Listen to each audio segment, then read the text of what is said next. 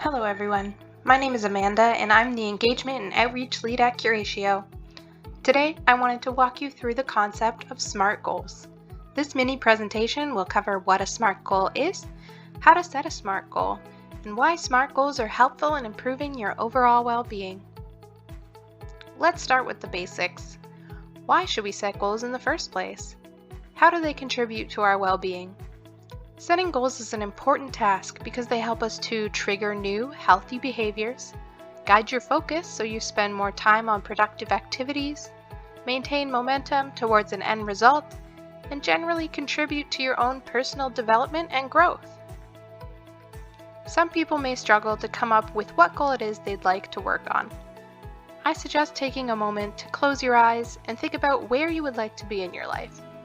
When you picture your ideal self, what do you see? Are you picturing someone who is healthier, more active, happier?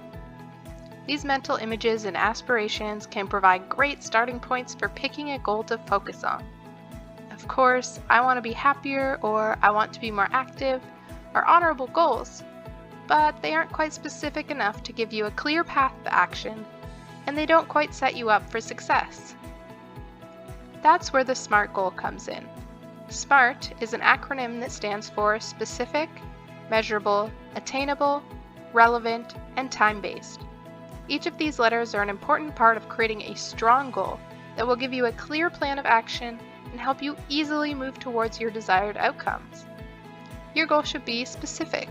This means it should identify what the objective is, who's responsible for completing this objective, and the specific steps that will be taken to achieve it.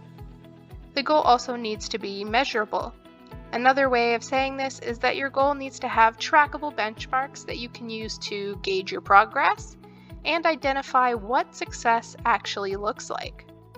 The next criteria is that your goal also needs to be attainable. This simply means that it needs to be realistic and within reach from where you currently are.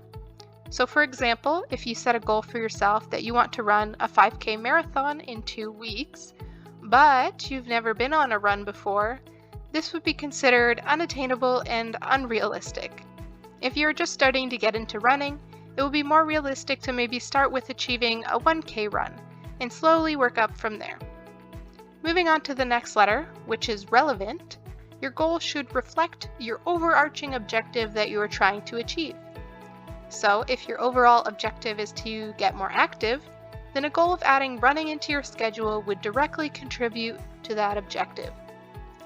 Lastly, your goal should also be time-based. By setting a deadline on when to start and or finish your goal, it allows you to have a clear plan for staying on track and is essential for identifying whether or not you have reached your goal in a reasonable amount of time.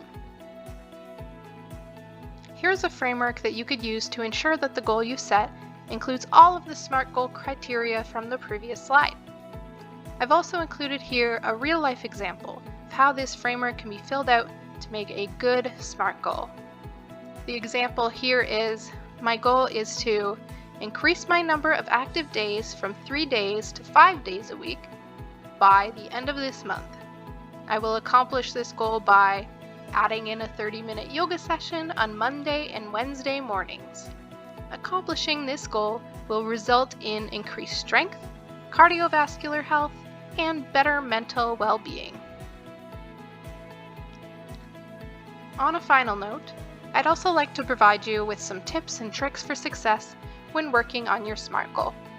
First of all, make sure to write down your SMART goal on a piece of paper or save it in a file on your device of choice. Writing down your goal makes it feel more concrete and can serve as a reminder of what you're working so hard to achieve. There have also been numerous studies that suggest that those who write down their goals are significantly more likely to actually achieve them.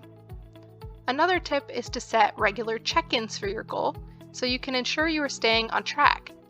If your timeline to achieve your goal is 1 month, then maybe consider setting a check-in reminder for the end of each week to revisit your progress. At last, make sure you are celebrating your wins. You don't need to wait until your goal is totally accomplished to celebrate achievements. Recognizing those smaller milestones can keep you moving in the right direction.